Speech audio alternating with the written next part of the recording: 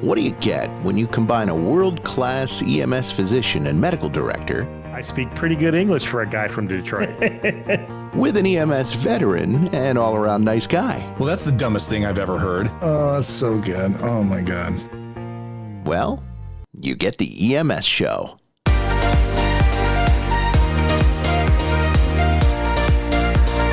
Taking it to the people, here's your host, Dr. Ritu Sani and Mike Vercast.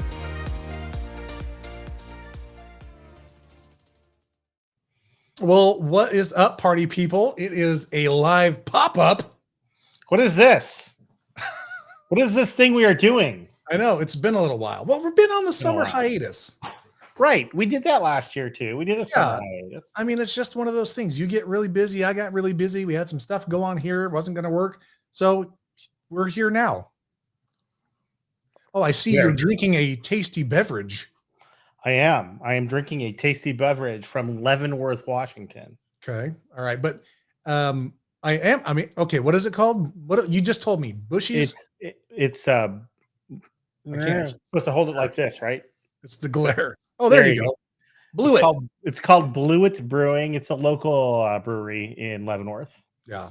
Their restaurant was like right across the street from our hotel. So we went over there and picked up a few beers to bring home with us. That's the nice thing about driving is you can bring beers home.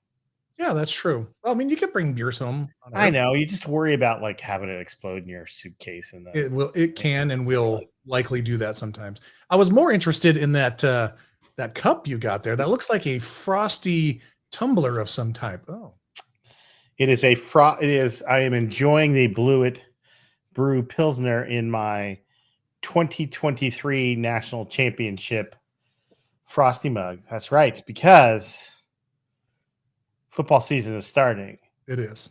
But we are still. This is the number of national championships we've got. That's right. That was going to be my line. Like, I know, but I just took it from Oregon fans do this thing. I took it from you. I know. You do this thing like this, and it's like, oh, what is that? The number of national championships you won? See, if I say it first, it doesn't hurt as bad. I know. Yeah. It's still true. Yeah. Well, I mean, we've been there more than you, at least recently. Recently, years. Yeah. We've won 12 championships. But I know. They're listed on your cup. And they're listed over my shoulder, too. Thank you. Yeah.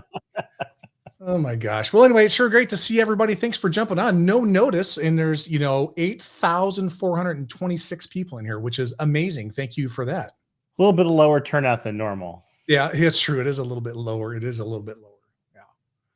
Yeah. So, but anyway, here we are. I'm excited to be back. We've got, first of all, I'm just going to check in, just say hi.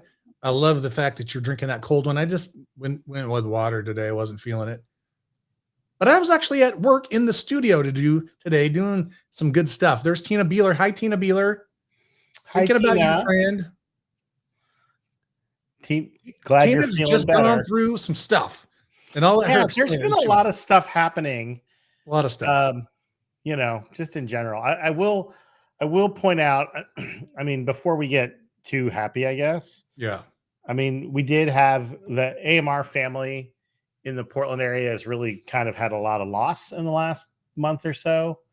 Yeah. And certainly in the last week, we've had two paramedics, one recent retiree and one who was still working, although part-time, pass away. So, my mentor, one of like my really leading mentors, Dr. Terry Schmidt, she passed away earlier this summer. Yeah.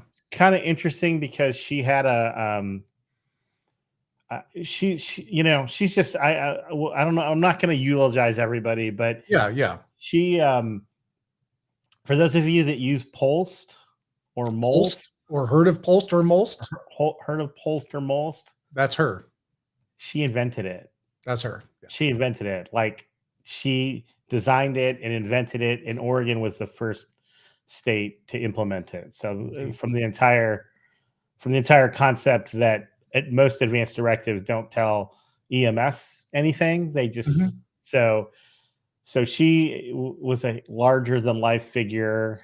She's the reason why I'm the medical director for these two counties that I am today. And So she passed away earlier in the summer. We had we all knew it was coming, so she actually had basically a get together before she passed, and we all got to hang out with her.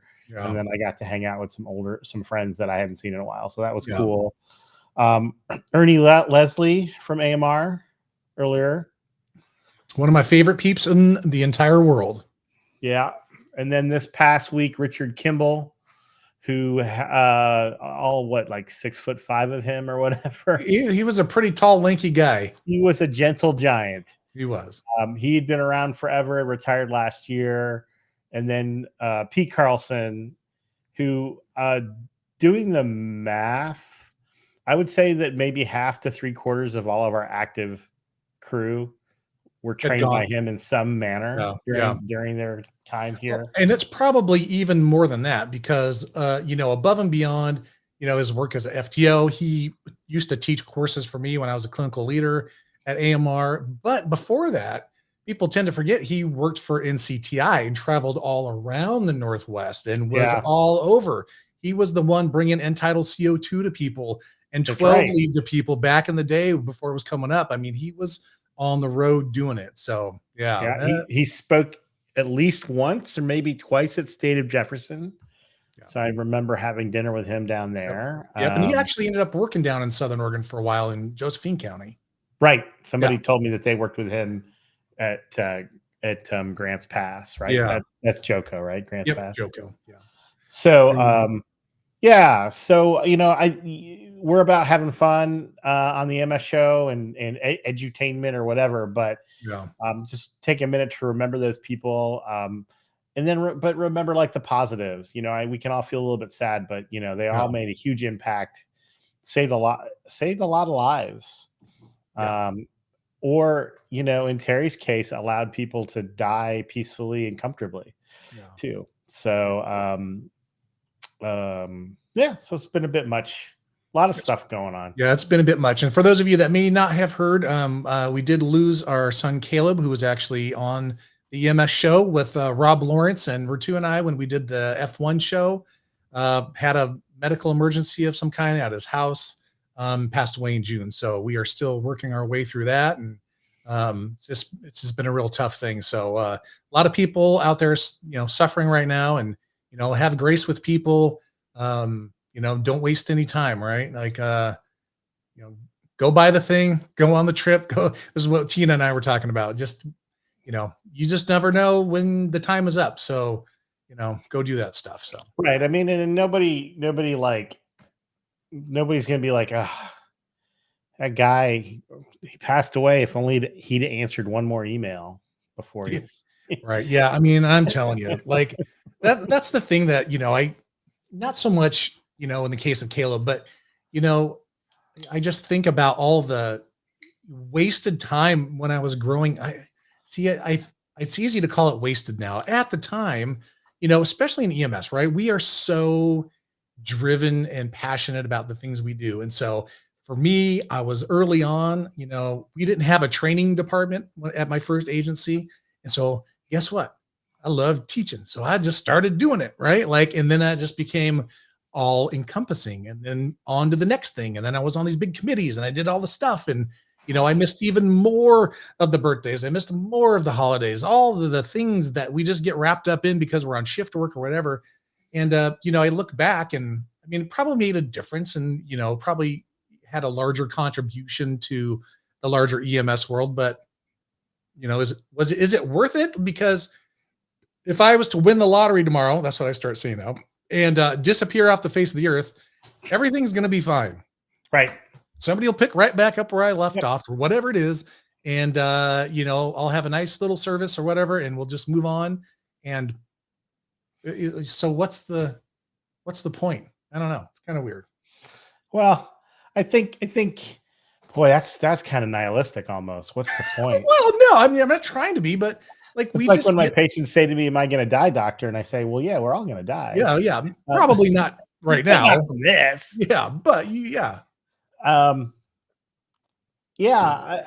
think it. I've had a couple of work-life balance kind of wake-up moments. I mean, how I ended up kind of where I am today, in some ways, I mean, I was not very happy in the pure academia world, and then my daughter's best friend passed away, and that was just like, what am I doing? I'm waking up with a pit in my stomach every morning, and so yeah, it's like, this is not worth it. None of this is worth it. Yeah. And then I think we're lucky enough that we're in roles and jobs and things where we can maneuver a little bit more easily than some people. Yeah. But certainly at the end of the day, it really is about, trying to balance kind of your impact on others' lives, but taking care of your own life too. Yeah, for sure. For sure. So anywho, yeah, so lots of stuff. It's been a crazy summer. But I'm hoping that we've got some, it's going to be, sorry, I got distracted. So for those of you I'm doing a live on TikTok also at the same time. So if you see me glancing over, I'm trying to look and say hi. To dance or something. Yeah, it's like a little dance. I keep telling you, come over to the Facebook page real quick. But coming into the fall, I've got some really cool stuff. I got some travel I'm going to do. I'm going to be going to a couple of the regional user groups for ESO. We've got the F1 race, which you're going to be coming to, you and Janet. Yep. Oh my gosh. So that's going to be awesome. Oops. I just turned off my camera, I think somehow.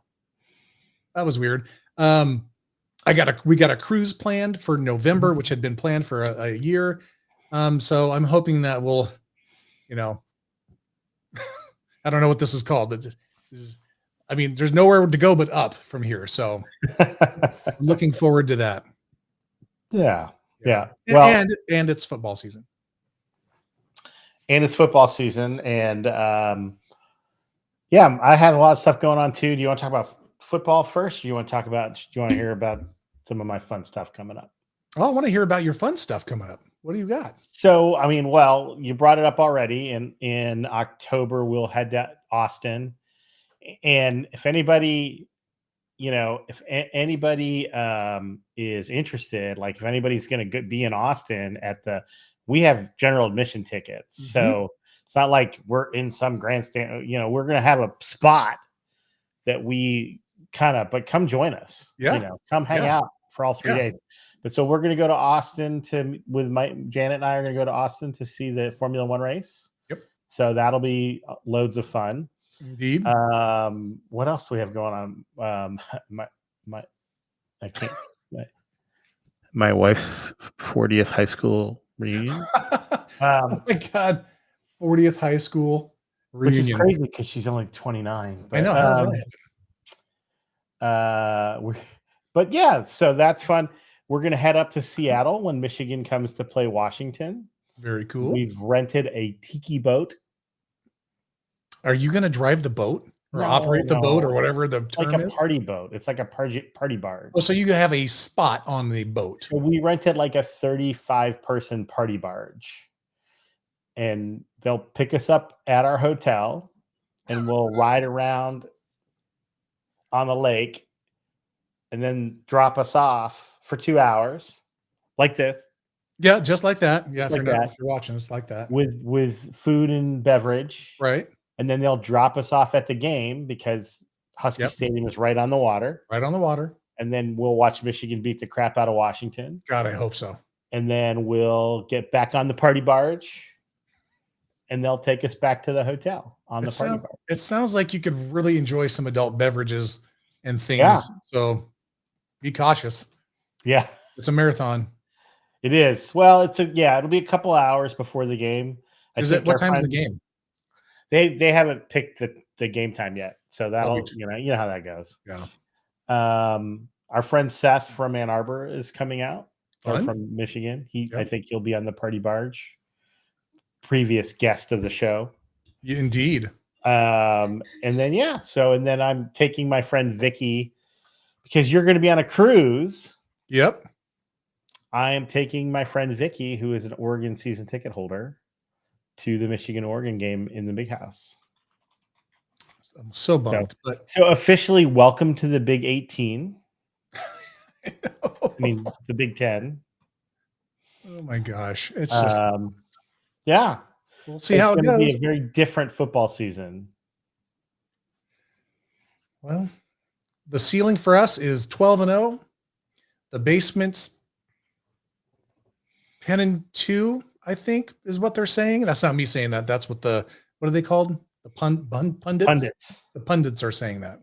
I don't know. I think Ohio State, Michigan but also, there's a couple other little tricky ones. And There's a little tricky one that's now in September instead of at the end of the season. You really think the Beavers is a tricky game?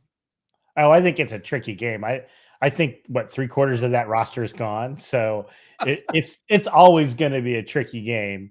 But it's still, no, that should be nothing. Yeah, I can't remember. Are you playing Penn State this year? I think. I don't know. I don't have my phone. I can't look. Yeah, but if we do, that's another tricky one. But I don't think so. I think we got Wisconsin. That would be tricky. We'll see. There's some tricky ones out there, but we'll see. So but that's just kind of weird. Like suddenly we have league rivals. Yes. Not just Ohio State and Penn State and Iowa and Wisconsin, but USC, UCLA, Washington and Oregon. And Michigan's schedule this year is like, holy shit, because we open up with Fresno State, who's actually not a bad group of 5 team. Yeah. But then we play Texas comes to Ann Arbor, USC's coming to Ann Arbor, Oregon's coming to Ann Arbor, and we go to Ohio State. So Texas, Ohio State's ranked 2nd. Texas is 4. Texas is 4, and Oregon's 3. Yeah. So 2, 3, and 4 are on our schedule this year. I'll tell you what, USC's got I'm sorry, we'll get to some EMS stuff. Calm down, everybody. We always do this, especially when we're ramping up, right? But if you look at USC's schedule, they are playing some ranked mofos, and they're not going to do good. But if they somehow manage to pull out some wins, they're going to have a huge strength of schedule. Yeah, they need to stop somebody. Yeah, they still don't have any defense. Yeah, I mean, I think they're like the 4th or 5th best team in the Big 10, 18. Which, when you were the 5th best team in the Big 10, you were like halfway down. Now you're a quarter of the way down. So I've also recently we saw the Foo Fighters last Friday. Oh yeah, Foo Fighters. It was a really fantastic show, like amazing. I had never seen them before. I was kind of I wasn't like a huge fan, but on the fence, kind of like them. But I always thought that Dave Grohl seemed like a cool guy, kind of guy that you'd want to have a beer with, kind of type. So I said they were coming to Providence Park, and so I said let's go. So we went, and I've decided that Dave Grohl used the term "motherfuckers" as a term of endearment the whole show. Like the whole crowd, we were like, "Oh, you all motherfuckers are having a great time." It's like. Where's the old school motherfuckers? Who are the new motherfuckers who just, So, like, at the end of the show, he's like, you all motherfuckers have been great. And I hope Tina's mom is not blushing from listening to all those. Well, I guess I just earned the E tag. Yeah, you did. But I find it, I may have to add that as a term of endearment, just across the board, like Dave Grohl was. What do you think? I like it. I love it. I love Dave Grohl. Did you ever see the video, or it was an interview he did, and they were on Saturday Night Live, and Christopher Walken was the host, and he says, I won't do it any justice, but he says Christopher Walken came up to him and he says, "Is the emphasis on fool or fighters?"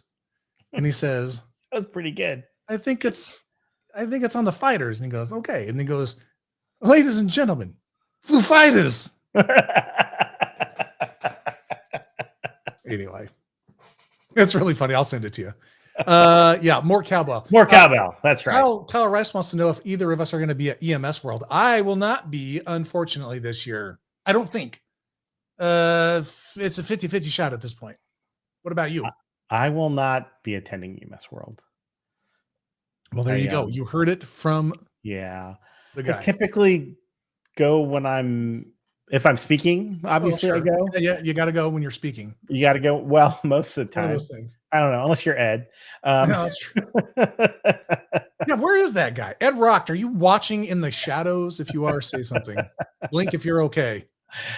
Yeah, I don't always go to. We've talked to some of the folks there about doing a version of the EMS show, or back when we were second shift there, but we never really put together a proposal for them. Yeah, we need to do that for State of Jefferson this year. I Yeah. just saw they announced the dates and the venue, and I imagine that'll be coming up pretty soon. Yeah, well, and we also need to do that for Timberline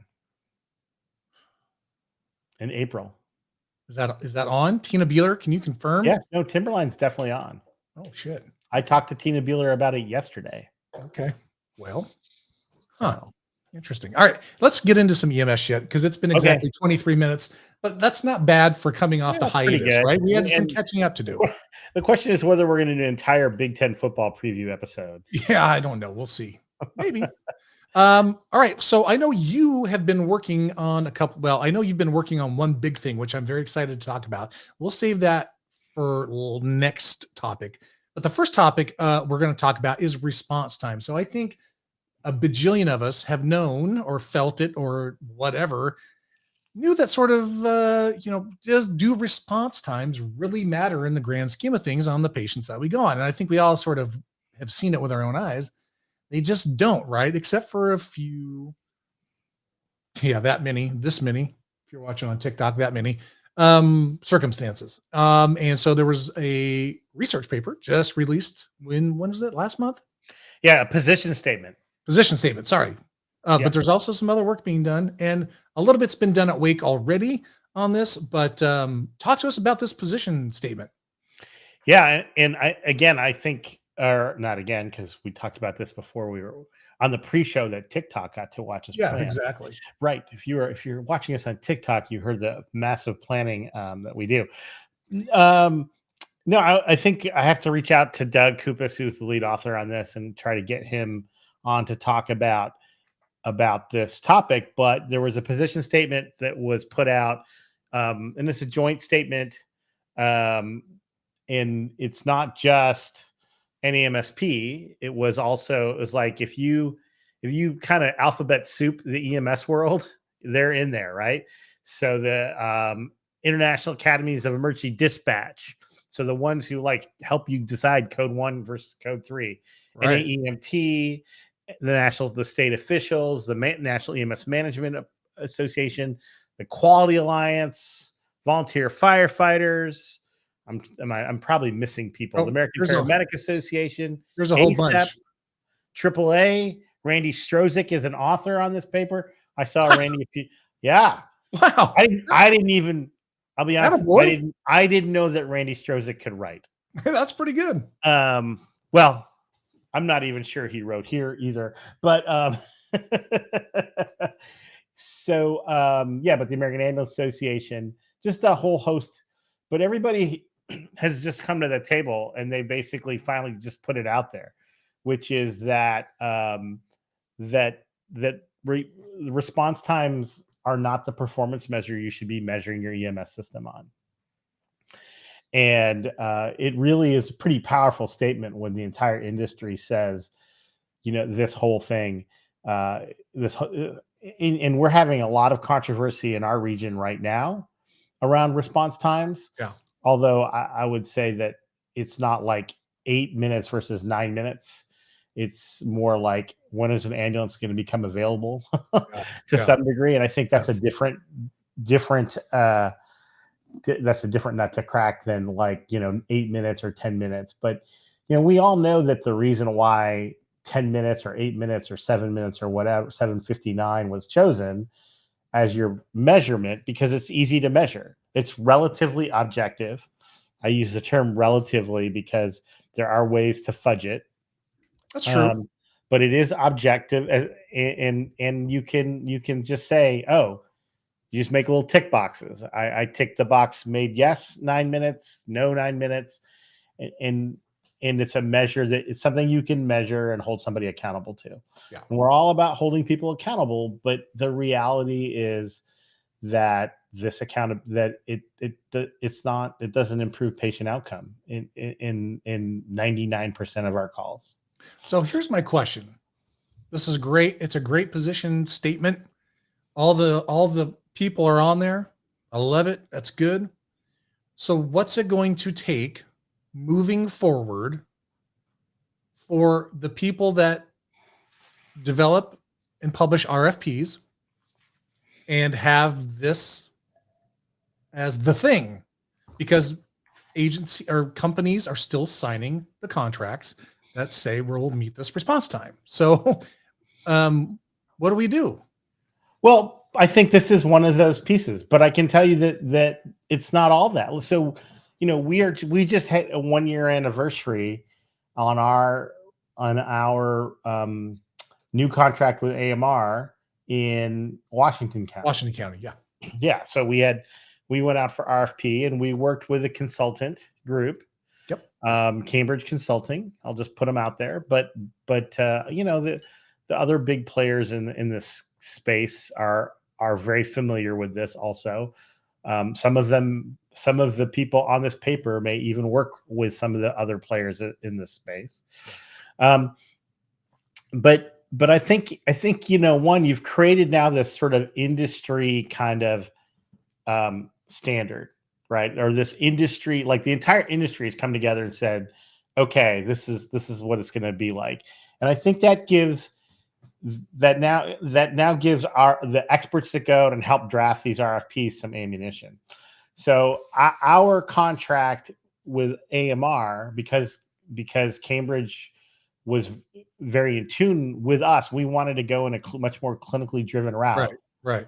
And their folks, certainly Mick Gunderson in particular, were very interested in that. And to be honest, so were our all of our bidders. They knew that that's what they were getting into. And so our contract has a response time goal.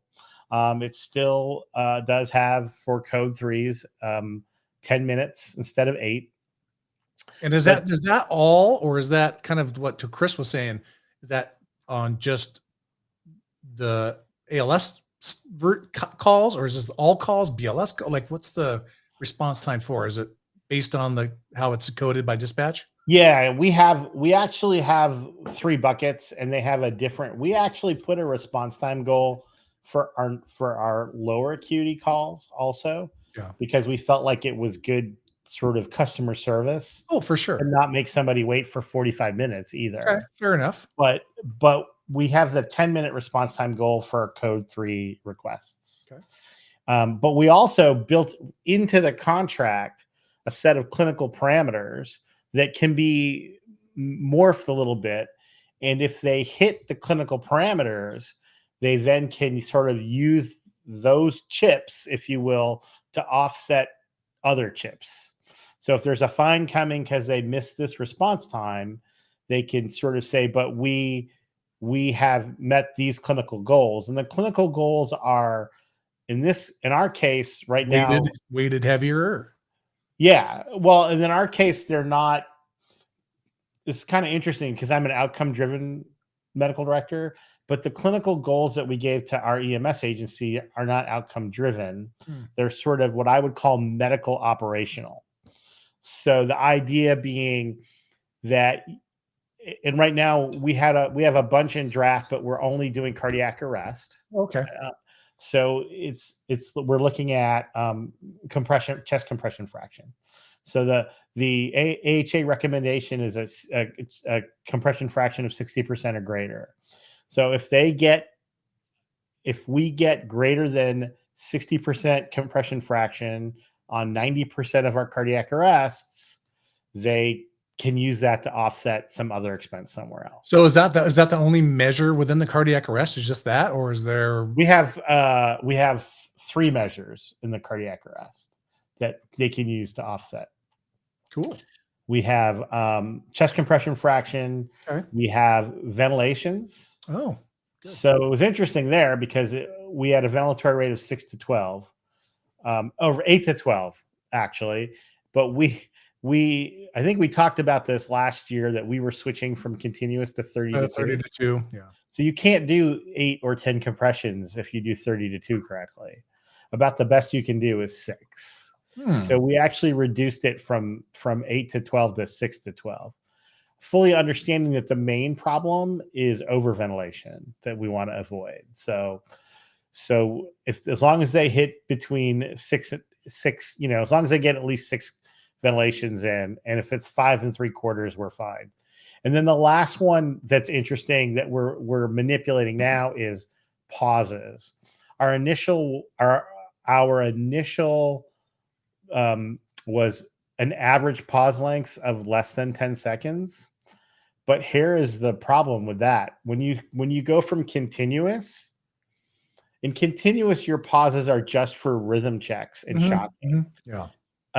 If you go to 30 to 2, the software counts those those as a pause. Yeah. So our friend Jake Shores came to me after we started 30 to 2, and he said our average pause length went from 14 seconds to 4. After we went through all this cardiac arrest training, and we're like, oh my God, we're educational geniuses. And what it turned out is because all these 4 to 5 second breaths. Yeah. So we're trying to figure this out now as to what I think we're moving towards is you can have no pauses greater than 10 seconds or something. That seems a little bit more reasonable. Yeah. Yeah. So I'm curious now. I mean, many of your agencies, used to, maybe, I have been gone now from home base for a couple of years. Is anyone still using the Zoll where you can see through the rhythm during CPR? Hillsborough Fire is using the Zoll. Okay. And I know you maybe have a couple agencies that got the new widget, the new Striker, or no? No one's. We don't have it yet. Okay. But you can't see they don't have a see-through CPR on the LifePak 79 high speed, whatever it is. They have it. I have to go back and look at it. They have a deal where it basically it basically like tells you that you probably have a shockable rhythm kind of situation. Yeah. But you can't actually see the rhythm. Oh, okay. Okay. I could be. Let me just. You know what? I could be completely fucking wrong about that. I looked at it just last month, and I am drawing a complete and total blank. Yeah, I know the LifePak 15 didn't have such a thing. I do know that the Zoll X series and the Advanced both had sort of C3 CPR. As long as you had the right cables and the right stuff, you can do that, and that reduces a lot of pauses big time, because then you don't have to worry about it. There's no pausing for a rhythm check, right? So that's pretty cool. Well, the biggest thing is still the biggest pauses are like moving people, which is I think an unavoidable one to some degree, and then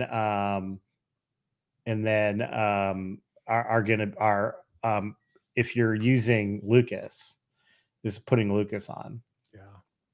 And so, we spent a lot of time focusing on getting Lucas on, and I'm looking at cardiac arrests where you can't tell that they put on the Lucas, except that the compression rate goes from, 100 or 112 to 108. Oh, the other, we have a fourth one. That's right. Compression rate too. Oh, okay. Compression rate between 100 and 120. Yeah. Well, and if everyone's using Lucas, that's kind of a cheater.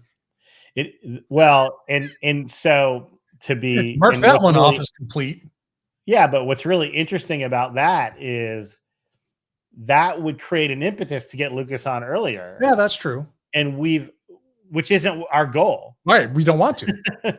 and so we've had a lot of conversation around don't put Lucas on earlier, because when we train on Lucas, I always picture the Lucas as this little devil sitting on your little shoulder going, come on, put me on right now. Put me on. I'm right here. Yeah. And watching, and then people are like, I've got the Lucas. And then people like flailing to get it on. And so I think the bigger impact is is if you don't allow any pauses greater than 10 seconds, then getting the Lucas on and with a big pause hurts you. Makes it harder to get those free chips. I was looking over on TikTok and my daughter's harassing me. Someone get him a fidget spinner. I'm always like down below here, like from here down, I am a busy mofo. Always have been. Anyway, well, thanks for that. Well, hi, Melly. So let me ask you this. We've got a great joint position statement. We've known it's been true forever. We talked a little bit about how do we get it in there. So what is let me find my words. I'm thinking of, NEMSQA and all the quality measures and all the things that are out there. When are all these things going to all come together and present counties or jurisdictions like a toolbox to say, hey, are you tired of doing the same old thing? Well, here's best practices for you, right? Like, who's doing that? Is that, I think NEMSQA is doing that.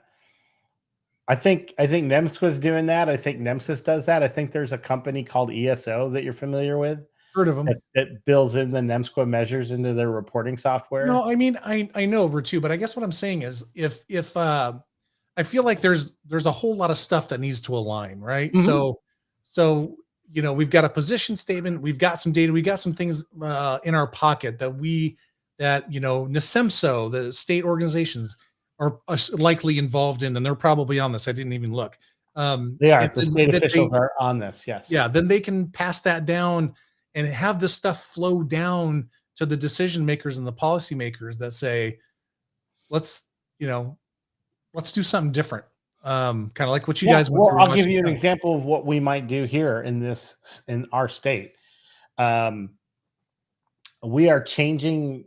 So we are changing the way we manage EMS in Oregon. We went through, that was the other kind of thing that we did in the spring. Representative Graber, who was on our Night of 1,000 EMS Stars. Indeed. By the way, if you haven't watched the Night of the 1,000 EMS Stars, go back on to Facebook or YouTube and watch that video. It was amazing. It was amazing. Anyway, go ahead. But she introduced the bill that we'd been working on for years and years and years to help reorganize our system around emergency conditions, not just trauma, right? Yeah. So kind of creating emergency regions, stuff like that. And what we're going to, I think one of the things that we'll do as we start working on regional planning is the group, the EMS Advisory Board, which is new. Which is now putting together its membership. Spoiler alert. Hopefully they'll pick me. Because he needs more shit to do.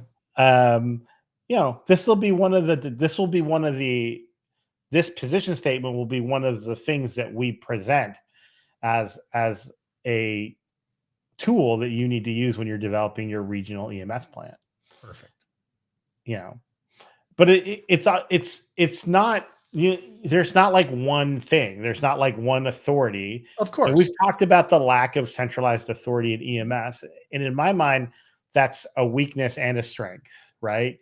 You get a lot more innovation when people can do a lot more things, but you also have seen one EMS system and you've seen one EMS system. Or in our case, if you've seen one portion of our county, it's only one portion of our county, right, depending on which fire and ambulance combination you have in that part of the county. Yep. Trying to, you just try to get as many of these arrows to align. And when you have, the group of medical directors and the group of state regulators and the group of ambulance providers and the group of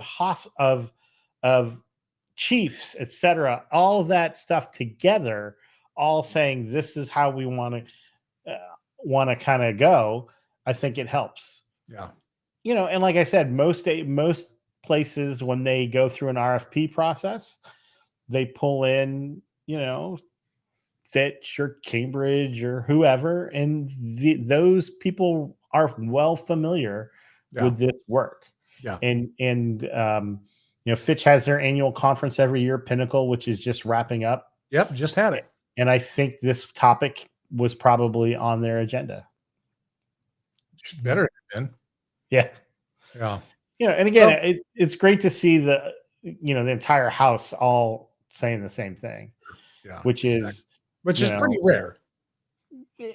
Yeah. Ish. Well, I mean, it's a little more common now than maybe 10 or 15 years ago. So that's good.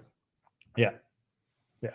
Well, awesome. Yeah, that's really cool. So let's talk a little bit about this next topic. And this is the one I'm excited about. We got a really good episode going to be coming up here. And this we're just trying to pin down the date. Yep. We will be on September 9th, whether it's this topic or a different topic. We'll definitely be on. Yes, for sure. And that is the ground ambulance payment stuff that's been going around, right? So some of you might have seen it, some of you may not. And for whatever reason, you may not be even interested in ambulance billing. But let me tell you, you probably should be. And Ritu has had the privilege and opportunity to go and do some really cool stuff around this. And why don't you give us a little highlight of what you're talking about, what this thing is you got to go do. Most people, I think, these days are familiar with the sort of the No Surprises Act, which is the idea that when you go to an emergency department, you can't get billed for the balance anymore. What's called balanced billing. Balanced billing. Or where in our industry, what's really been hit hard by this, and not necessarily positively, is the air ambulance stuff. So Chris Langston's on. I see him. Must be bored if he's just hanging out with us. Yeah, EMS 2020 podcast. Go check it out. Another great podcast. Yep. I got to see Chris. Oh, I have a sticker for you, Chris. Yep, I got to see Chris. I actually was on a brief podcast with Chris at Fast 24. That was great. But anyway, so the idea that somebody uses an emergency service, whether that's an air ambulance or or going to the emergency department, where maybe the hospital is in network, but the ED doctor's not. Right. Or you end up in surgery and the second to the third assistant of the anesthesiologist is not, et cetera. And what happens is the patient gets hit with a balanced bill because the coverage doesn't cover that. Now, or you call an air ambulance because you're in a car crash and you meet, you're very sick and you're intubated and you end up with a big bill. And a lot of people call this balanced billing. Some of us call it inadequate insurance. We are the only country in the world that has this in-network, out-of-network bullshit where, you can get the same service from two different providers who provide the exact same service, the exact same quality. But because one is out of network, you get a bigger bill. That's dumbass. But that's what we have. And so they passed this law called the No Surprises Act that basically outlawed balanced billing for all those things, but it did not include ground ambulances. And so, but it did require the government to put together a board of experts, the Ground Ambulance Payment Benefit Board, to then look at the status of ground ambulance billing and funding in our system and come up with a set of recommendations for Congress. Yeah. So that board, like I said, ended up being a group of experts plus me, met all of last year, developed, had a couple of public meetings. The meeting where we deliberated and voted over our recommendations was a public meeting. And our report was supposed to be out like last week. We completed our work 4 or 5 months ago, so we're just waiting for the government to do their shit. But yeah, exactly. So that report should be out kind of any day about kind of what are the recommendations around this for ground ambulance. And the reality is, nobody nobody in the room, nobody at the table thinks you should call 911 for what you think is an emergency and then get hit with a big bill. So the group, and we'll talk about this, we have a whole hour dedicated to it, but yes, and was the thing, right? The whole, yes, no one should get an exorbitant bill, but then how do you structure it around there? How do you create a line of funding for EMS? How do you make sure that they're paid on time? How do you make sure, but then the insurance companies are at the table going, but we don't want to pay for things that are not emergent, et cetera, et cetera. So how do you do all that? So that was the focus of the group. And like I said, we came up with a bunch of recommendations around how to set rates, how to do, whether or not to send a bill. If you're going to send a bill, what does it look like? What is the limitation to that bill? What ambulance calls does it apply to? 911, interfacility, both, the whole bit. I didn't want to interrupt your train of thought, but was there any? I'm curious now. It's the way my brain works lately. But there was a time. Oh, sorry. Hold on a sec. What the heck am I have to? Sorry. Pause that thought for a second. I'm working on my TikTok thing here. Drag the puzzle pieces. Oh, I see. It thinks I'm not here because I'm not doing anything. There we go. But there was a time where we used to bill based on our procedures, the things we did, versus a flat bill for everything. Was there any discussion on sort of, we used, God, I'd hate to get back into those days where we used 6 4x4s, 1 IV set, 1,000 bag of saline. We used 3 stretcher sheets, a pillowcase, and all that. Like, did anything like that ever come up as a way to sort of know? No, but you have to understand too that the payers never paid based on that. Even though that may be what you put your bill together as, the payers never paid based on that. So I was never involved in billing, so I could have no idea. I just remember having to literally keep track of all that shit on the box. So we used all these little supplies, and I don't know. Yeah, so we've asked Asbel Montez from the American Ambulance, who was from the ambulance. I think he's no longer affiliated with. I'm not actually sure, actually. Okay. But he spent a lot of time on the financial and billing aspect of the ambulance industry, and was a board member of the AAA when I was NAMSP president, and he chaired our committee. We've asked him to come on the show. Patricia Kelmar, I think, is a super fascinating woman who is a lawyer who represented the consumers. So we don't often talk about that group in our show because we're focused on providers. But Patricia Kelmar is a lawyer who works with the Public Interest Research Group. They had a webinar about this topic, which they actually asked me to moderate, which was cool. I got to moderate it. Still waiting for that link. Oh, shoot. Sorry. I'll send it to you. I don't have, it looks like they don't have a link to the webinar, but I have a link to their recap of the webinar. And then the other some guy named Sean Baird. Oh, I know that guy. I know. He was on the committee also. And so he, obviously, our old friend Sean Baird, who now is the CEO of Metro West Ambulance. I am no longer his medical director. Sean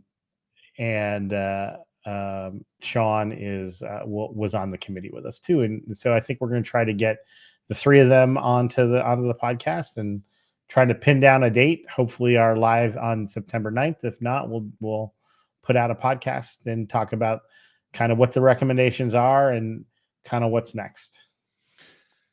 Man, rocking and rolling here. Yeah. A lot of stuff going on. Well, it'll be interesting to see how it all shakes out and what these recommendations are going to be. And we'll obviously know all that stuff. And I'm sure it'll hit all the socials and all the news wires well before September 9th. So we'll have a unique opportunity to talk to some people that were actually doing the work and discuss it. So it's going to be pretty cool. Yeah, I think it'll be good. It's kind of a boring topic, but it's fascinating, and it will be. and none of all these folks have lots of personality, so it won't be a boring. No, It will not be a boring. it won't be boring. And I'll tell you, maybe if you're this, the medic or the EMT on the street, maybe it's boring. But if you're in any kind of leadership position or, in charge of reimbursement or whatever, then you better be paying attention, right? Well, and I'm sure like Chris can talk about it. Yeah. Chris doesn't do the billing for air ambulance, but I can bet the No Surprises Act has impacted his practice. 100%.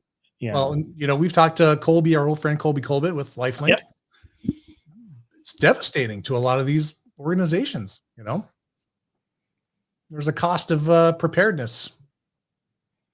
Anyway. Yep. All right, buddy. Well, anything else on your mind? I think this was a great little pop up. Go Blue. Go Ducks. Yeah. We'll see. First game's August 31st, at least for us. So I'll be in town.